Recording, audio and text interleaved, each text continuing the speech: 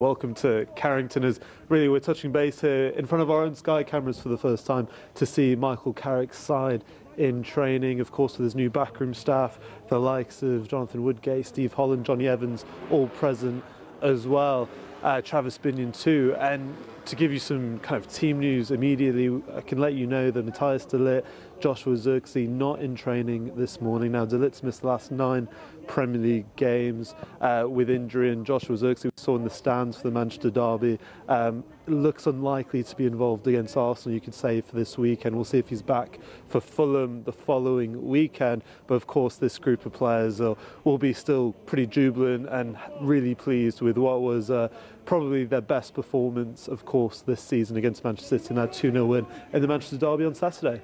And Dan, obviously there's been a lot of talk about who is leading training. Right now it looks like Michael Carrick is pretty hands-on. What's been the roles and responsibilities of Steve Holland, Jonathan Woodgate, Johnny Evans? What have you noticed? Well, it's very interesting, Leanne. I mean, first of all, before the players came out, and I can tell you what kind of we just saw on the eye, and as a group they were looking to plan the session, and it's very interesting with Michael Carrick. I mean, we saw it at Middlesbrough, we saw it under Ole Gunnar Solskjaer during his time at the club, that Michael Carrick, as well as Kieran McKenna, we knew led a lot of the sessions at that time in this club's history. Carrick very hands-on in terms of his coaching, and then you have his assistant next to him, Jonathan Woodgate, who was his assistant at Middlesbrough, of course, helps lead the sessions. But then you have the balance of 2 relatively newer coaches, and those 2 with Steve Holland as well, with that experience, of course, at Chelsea for so many years, as well as England, being, the right-hand man to Gareth Southgate as well. But even his reputation at England was very much the hands-on coaching day-to-day, running drills. So it's all very interesting and clearly a very different setup to maybe under Ruben Amorim. And Dan, for someone like yourself, right, that's been around the club, last couple of years now, what have you noticed they brought to the team? Because I'm not having that the players turned on that performance in just 3 days of him being there. So what do you think he's done that's like magically turned things around so quickly? It's really interesting, Leanne. I mean, I think, it'll be little things like perhaps making their days at the training ground short. I'm sure you can relate, Leanne, to when you were playing. Different coaches have different methods, and of course this team has 1 game a week. And from what I've been told, the way their days look at the moment are a bit shorter, a bit more intense while they're here at Carrington. But they also have a bit more of that free time, and maybe just around the training ground, everything feels a bit less intense, I would probably say is fair. I mean, when we arrived, the players came out, and they all seemed very happy to say hello to Carrick. And I'm not saying they didn't under Amorim, but clearly there were some unhappy players in this squad. The likes of Kobbie Mainoo, who put in a man-of-the-match performance against City, his first league start, would you believe it, on Saturday. Just think all of that contributes to what seems like a more positive atmosphere. But what I'll tell you, Leanne, is of course they have Arsenal this weekend, but I don't know if you agree, I feel like the bigger game is almost against Fulham the following week at Old Trafford, to see how they'll look to play week to week. Yeah, and in terms of players, you mentioned Kobbie Mainoo there. Which players do you think will benefit most from this change of head coach?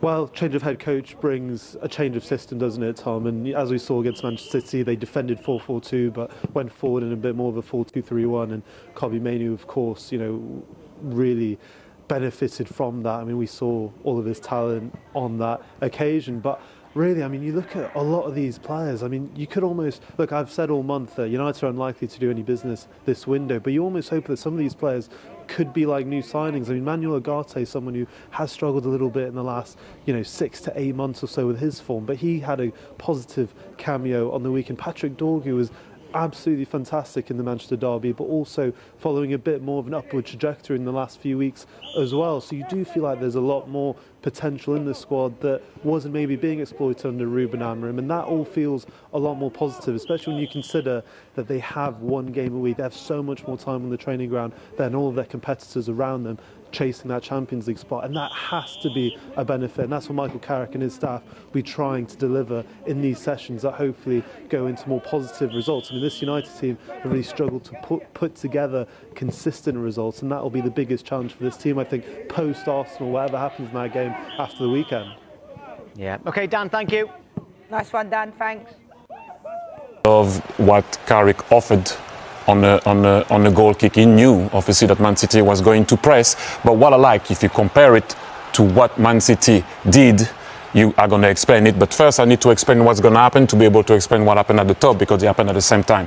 When you see this type of situation, obviously you're inviting Man City to press, as you can see here. It's almost a man-to-man. Lewis is there, wingers inside, so it's a back three with your holding midfielder shielding, right? We all know that's what you do. If he jumps to the goalkeeper, because your goalkeeper is the extra man, we pop to go to where the striker came. So you know your centre-back is going to be free. So I explained that first part. Let me go to the next part. Okay, now you can roll it, which is very important. Now you can see the difference with Man City that left 3 up front. They left 4 up front. And look at already Rodri, like not being comfortable with that situation. He's pointing ahead, then you're going to see him shortly, he's going to point to Bruno Fernandes, how we're going to see here. But suddenly you can see that Carrick, how you're going to see here, is pointing. Who is going on Bruno Fernandes? Who is going on Bruno Fernandes? Now, if you don't have a 9 that can hold the ball well, he's going to have support. If they don't press well, here you can play short. If they do press well, you have an idea of how you're going to come out. 4 against 4, but Rodri is not comfortable. Play it. Look, you're going to stay now on Ahmad. That's going to take away Aki. The ball is going to go, obviously we already know where it's going to go. Now, he's not comfortable. He's asking Alain to come back, but Alain went on Fernandes. Now, he's going to cover. Obviously, Mbeumo can drop because you have a run maybe from Dogo, so Kusanov has to stay. Ball is coming on the ground. They worked on it. Why? Because he's coming to play under straight away. Now we can play football. And we are out. You attract short to go long. And again, unfortunately for Dalot, he was offside. But the idea was there. And I want to go back to what Man City didn't do too well. If you want to dislodge a 4-4-2 flat defending, that's what Man City do more often than not. You need to be in between the lines, just like Bruno Fernandes was found. So, have a look. Rodri is asking who wants that ball. At that particular moment, you have your 2, your 8, your holding midfielder, facing the line of 4. Your 10 has to go and play here and ask for that ball here. Do not come to the ball. You make it too easy. That's what too easy in bracket for Menu to go and put pressure. Obviously, Cherki is to the ball. You see him, he goes to the ball. Look at the difference between Cherki and Bernardo Silva. Cherki stays low. Look at where Bernardo Silva is going to go. To the pocket. Cherki, you should have been here. And I explain why. If you go here, he has to cut now the pass inside. That's free a pass now for Semenyo. And if Semenyo receives the ball, he has a problem now. Because what I call the domino effect now, you have 5 guys in line.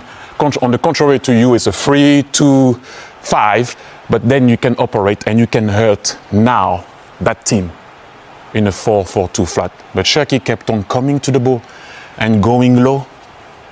It's too easy to defend for me now. You had an opportunity to have a 3v2 on the side. He goes to get the ball off the centre back. Now you're bringing it. Look at what you have now. You have an underload. Yes, Semenyo could have dribbled past everybody, but you're not dislodging a 4-4-2 like that. Okay, and we're going to go to the goal. And you've got to remember, the guy who scores is in the wall, and so is Bruno Fernandes. And the goals, the counter-attacking goals in the Premier League in the last 18 months have sort of gone off the scale. I think we're almost double, as I said, in the last 18 months than what we've been in the 10 years before. So it's a huge part of the game. So when this ball comes in and Harry Maguire heads it away, that space there, you might think it's not a problem. It is. It is a problem, as we go on to see. Maybe the guy who's taking the free kick is not the right guy to take it because he can't deal with this situation. Now, what he needs to do as he's taking that is to jump and make sure when this ball drops here, he either wins the tackle, not his forte, or give a foul away. He has to stop the counter-attack. So thinking you're okay in this situation in the Premier League right now is not. You're not. Now, he has to make a foul and then Manchester United away. And it's a fantastic goal from them. The first goal in a big game like this is hugely important. Bruno Fernandes, fantastic, and Mbeumo. But Thierry, you need to take over this. Yes, there's something that I want to talk about. I grew up watching Michael Laudrup, the best passer of the ball that I've ever seen. That's my opinion. When, as you're gonna roll it here, I always saw him, when he wants to pass the ball that way, moving it right to pass it left, move it left to pass it right. Because what it does, it will create a little confusion to the defender and will make them move and give time and space to his striker. This guy is not playing football, he's thinking about it. That's a different ball game for me. So now, he didn't touch it yet, okay? He's running with the ball, that's the distance, 4 yards. You're running the right way to be able to cut across the striker. If that ball is played, he's in his momentum, he can run with it. Look at how he has to move away now. Just that, by moving the ball, when Bruno Fernandes moved the ball, just that, the only time he's back on his leg to be able to have the force to go back that way, 2 yards happen in between the first time we stopped it to now. And those 2 yards are going to be vital. He thought about it. He didn't just pass the ball for the sake of passing it. This guy thinks. Now have a look. When he's about to unleash it, it's 3 yards. Add 2 yards to that. Maybe Mbeumo would have chopped him, if he was too close to him. But maybe he would have blocked it also if he was there. It would have been a different scene. He made that happen. Yes, I know people will say it's easy. It's not easy. It is not easy. He thought about it. He moved him, unleashed it for Mbeumo. And the second goal, Thierry? It's just, that was real. I love what Cunha does, because whenever he plays or he comes on, he always brings something extra. Here, that's the sheer desire of wanting to go. Both him wanting to pass his guy and Dorgu to want to attack the ball. That was, for me, that goal summarized exactly what was in the team and what wasn't in the team. Because when Cunha now takes the ball, you're not in real danger. There's a sheer wanting to do something. And then look at that moment. Who is in the box? Nobody's in the box yet, really. You have 1, 2, 3, 4, 5 Man City players, only Dorgu really attacking that ball and having that will and that desire to score. And as you said, nobody stops you from running, so you can do that, and they did it so well. What a return for Michael Carrick. He got one over Pep Guardiola. He's getting a nice collection of scalps, has he, there, above those of the 3 games he took charge of previously when to the fort, beating Unai Emery, drawing with Thomas Tuchel, and beating Mikel Arteta as well.